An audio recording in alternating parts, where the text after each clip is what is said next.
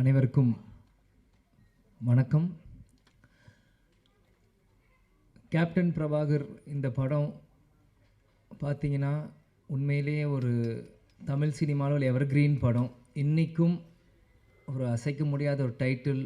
இந்த இந்த இந்த இந்த க்ரூ இருக்காங்கன்னா அது மிகையாகாது. அன்றைக்கி கேப்டனும் சரி, பப்பானா லைக் ராவுத்தர் சாரை வந்து நான் சின்ன வயசுலேருந்து பப்பா அப்படின்னு கூப்பிடுவேன். அது ஏன்னு எனக்கும் தெரியாது. ஒரு பப்பான்னு தான் அவரை நான் கூப்பிடுவேன். அது பாப்பான்றது வந்து சின்ன வயசில் பப்பாவாக மாறிடுச்சு எனக்கு தெரியல. அதனால் அதை அப்பான்னு தான் அவரை நான் கூப்பிடுவேன். ஸோ கேப்டனும் ராவுத்தர் வாப்பாவும் இரண்டு பேரும் ஒரு மிகப்பெரிய ஒரு படத்தை உருவாக்குறதுக்கு முக்கியமான காரணமாக இருந்த செல்வமணி சாரும் இந்த நேரத்தில் நான் சொல்லிக்கிறேன். இந்த கேப்டன் பிரபாகரன் நீங்கள் பார்த்தீங்கன்னா இது கேப்டனோட 100வது படம்.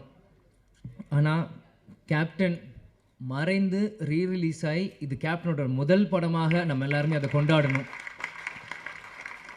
கேப்டன் நடித்தது 156 படம்.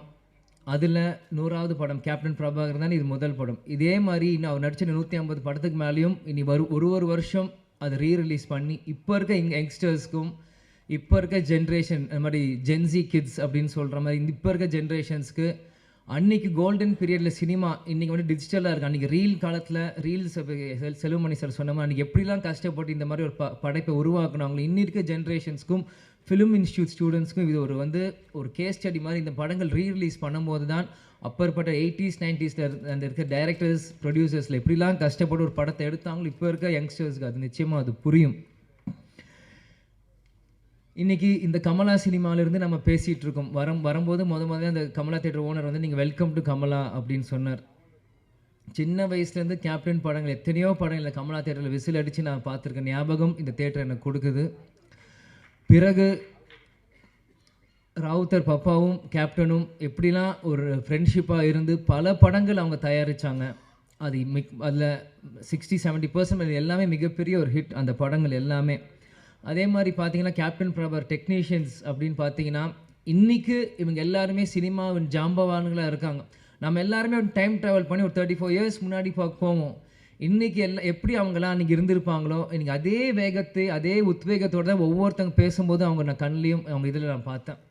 இன்றைக்கி ஏன்னா இந்த படத்தோட ஃபைட் மாஸ்டர் சுப்ரசூரியன் சாராக இருக்கட்டும், கேமராமேன் ராஜராஜன் சாராக இருக்கட்டும், ஏன்னா எல்லாருமே எனக்கு சின்ன வயசுலேருந்து எனக்கு பரிச்சயம். எனக்கு எல்லாருமே தெரியும். கேப்டன் இங்கே இருக்க ஒவ்வொருத்தரும் மேடையில் இருக்காங்க. இந்த படத்துக்காக உழைச்ச ஒவ்வொருத்தையும் கேப்டன் எப்படியெல்லாம் அவங்கள வந்து இன்றைக்கி இவங்க எல்லாருமே கேப்டனை பற்றி புகழ்ந்து பேசுகிறாங்க. ஆனால் கேப்டன் ஒவ்வொரு நாள் ஷூட்டிங் முடித்து ஒவ்வொரு ஷார்ட்ல இருந்தும் இன்றைக்கி எப்படி ஃபைட் நடந்து எங்களை எல்லாருமே கூப்பிட்டு எங்களுக்கு சொல்லுவார், அப்பா எப்படிலாம் இந்த படத்தை நாங்கள் பண்ணியிருக்கோம். ஏன்னா இன்றைக்கி மன்சூர் சார் அண்ணன் சாராக இருக்கட்டும், இன்றைக்கி செல்வமணி சாராக இருக்கட்டும், லைக்கத் அலி அண்ணன் சாராக இருக்கட்டும், எல்லாருமே இன்றைக்கி என்னென்ன பேசுகிறாங்களோ இது எல்லாமே எனக்கு தெரியும். ஏன் இதை நான் சொல்கிறேன்னா அப்பா வந்து இது ஒன்றுமே எங்கள்கிட்ட வந்து சின்ன வயசில் எங்களை வந்து ஷேர் பண்ணுவார். எல்லாமே இன்றைக்கி ஷூட்டிங்கில் என்ன நடக்குது, இன்றைக்கி எப்படி அந்த ஷார்ட் இன்றைக்கி எப்படி நடந்தது அப்படின்ட்டு. ஸோ இது எனக்கு வந்து ஒரு டைம் ட்ராவல் ஆன மாதிரி தான் எனக்கு இருக்குது.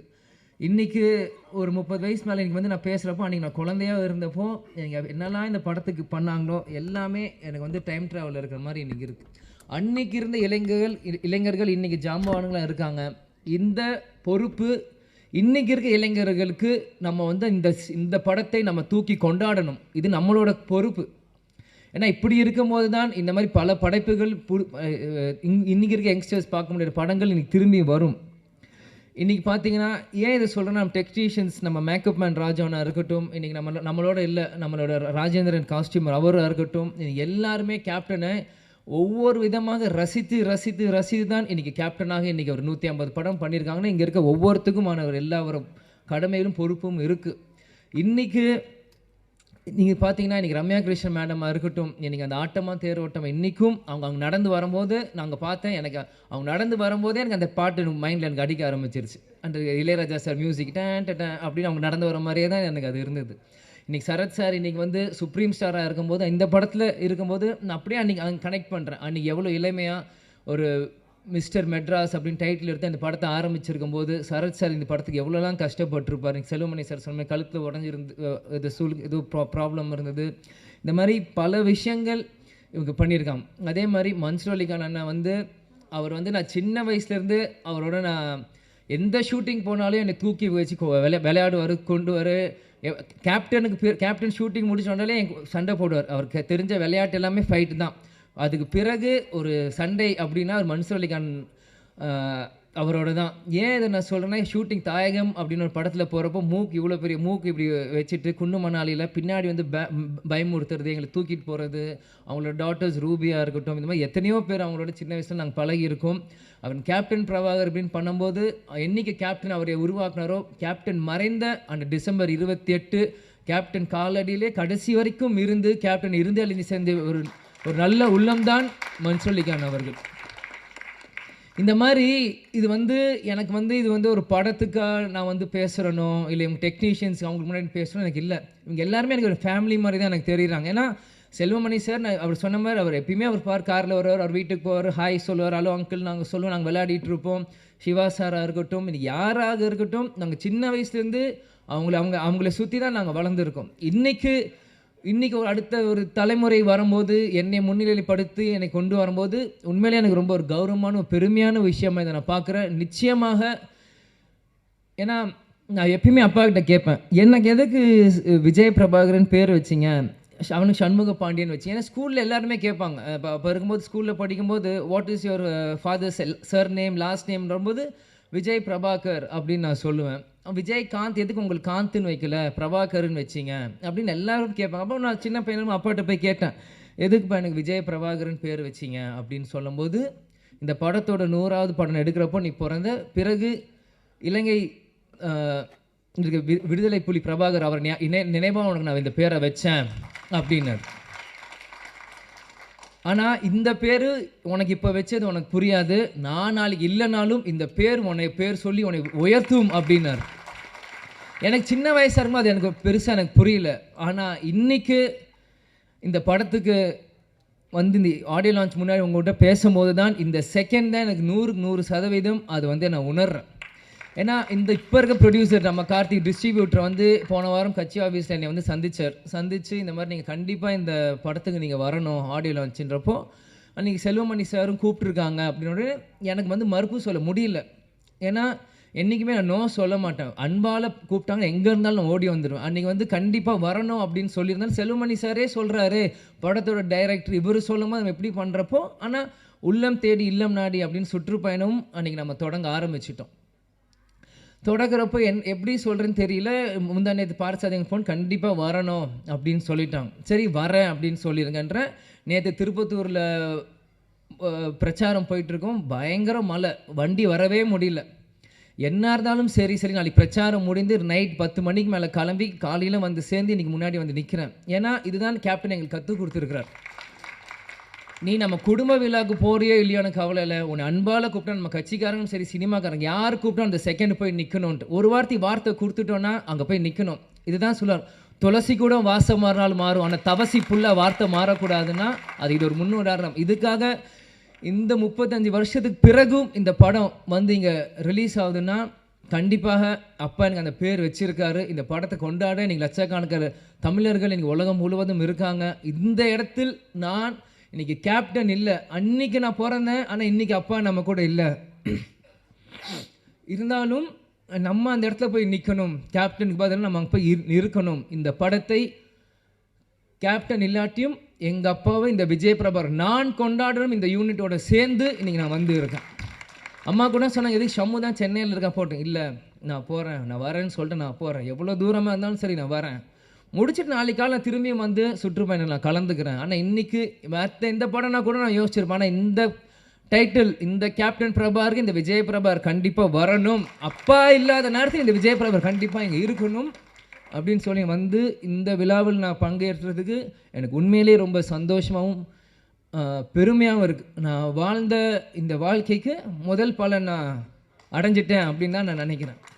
ஏன்னா சின்ன வயசுலேருந்து எல்லாருமே என்னை வந்து பிரபாகரன் பிரபாகரன் பிரபாகரன்ற போது நீ அந்த படத்தப்போ பிறந்த அப்பாங்க இல்லை நான் எமோஷன் ஆகக்கூடாதுன்னு தான் இருக்கேன்.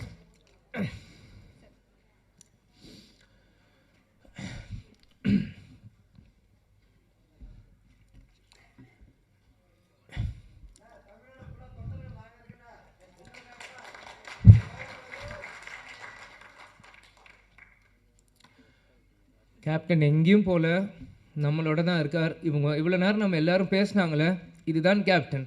கேப்டன் எல்லார் உள்ளத்துலேயும் இருக்கார்.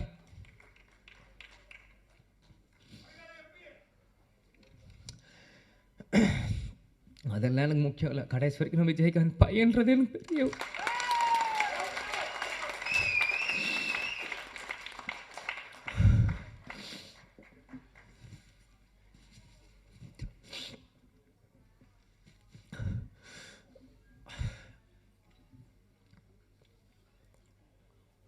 ஏன்னா சிங்கம் புலி என்ன சொன்ன மாதிரி தான் தமிழ்நாடு ஒரு நல்ல தலைவரை இழந்தது.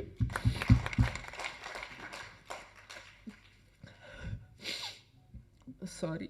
ஏன்னா நான் அப்பா இறந்து 1 வருஷம் ஆயிடுச்சு, இன்னும் அழுதுட்டு இருக்காங்க. நிறைய பேர் கிண்டல் பண்ணுறான். இந்த உயிர் கடைசி செகண்ட் உலகத்தில் இருக்க என் அப்பாவை நினச்சிட்டே தான் இருப்பேன். எங்கள் அப்பாவை நினச்சி தினந்தோறும் நான் அழுவேன். அது எந்த அசிங்கமும் இல்லை, எந்த கோலத்தனமும் இல்லை. ஏன்னா நான் தோல்வியை நினச்ச அழுகலை, என்னை சூழ்ச்சியில் தோக்கடிக்கணும்னு அழுகலை. எங்கள் அப்பாவை நினச்சி எங்கள் அப்பாவை மிஸ் பண்ணுறேன், நான் அழுவேன். அதுக்கு எந்த இதுவும் இல்லை. நிச்சயம் கேப்டனோட பிளெஸ்ஸிங் இந்த படத்துக்கு இருக்கும். அங்கே இருக்க ஒவ்வொரு ஃபோட்டோவும் என்னோடய ஸ்கூல் புக்கில் நான் படிக்கும்போது எங்கள் அப்பாவோட ஃபோட்டோ ஒவ்வொருத்தையும் எங்களோட ஒரு நோட்லேயும் எங்கள் அப்பாவோட ஸ்டிக்கர், இந்த படங்கள் நான் வரும்போது இது எல்லாமே நான் பார்த்தேன். கேப்டன் அந்த ட்ரெயின் ஃபைட்டில் அந்த குதிரையில் வந்து அந்த ரெட் கோட்டில் போட்டு சண்டை போடுறதா இருக்கட்டும், குதிரையில் வரதா இருக்கட்டும், ஒன்றும் என்னோட எல்லா 150 படங்கள் நீங்கள் இன்னைக்கு கூட நீங்கள் எந்த படம் ஒரு செகண்ட் இந்த ஒரு சின்ன சீன் காமிச்சிங்கன்னா கூட இது கேப்டனோட எந்த படம் நான் சொல்ல முடியும். ஏன்னா சின்ன வயசுலேருந்து எங்கள் அப்பாவை ரசித்து ரசித்து ரசித்து ரசித்து எனக்குள்ளே ஏற்றிக்கிட்டு இந்த இடத்துல நம்ம நிற்கிறேன்னா கேப்டன் எங்கேயும் இல்லை, நம்ம கூட தான் இருக்கார். கேப்டன் ஒரு மிக சிறந்த தலைவர். அவரோட கொள்கைகளையும் லட்சியத்தையும் வெல்வதற்காக தான் இந்த விஜயபிரபா இங்கே நான் நிற்கிறேன், எனக்காக இங்கே இல்லை. நிச்சயம் இந்த படம் 100 நாட்கள் மேலே ஓடணும். அதுக்கு அந்த சப்போர்ட் மீடியா பர்சன்ஸும் சரி, தொண்டர்களும் சரி, ரசிகர்களும் சரி, இப்போ இருக்க ஜென்ரேஷன்ஸ் எல்லாருமே இந்த சப்போர்ட் நீங்கள் பண்ணணும்னு நான் கேட்டுக்கிறேன். அதனால் எல்லாருக்கும் நன்றி. சாரி, நான் அழுதுரு கூட சொன்னேன், அழுது மன்னிச்சிக்கோங்க. அதே மாதிரி இவ்வளோ நேரம் மீடியா பர்சன்ஸ் இருந்தீங்க, 11 ஆச்சு. உங்களுக்கும் இந்த நேரத்தில் நன்றியை நான் தெரிவித்துக் கொள்கிறேன். குரூக்கும் நன்றி. வணக்கம். தேங்க்யூ.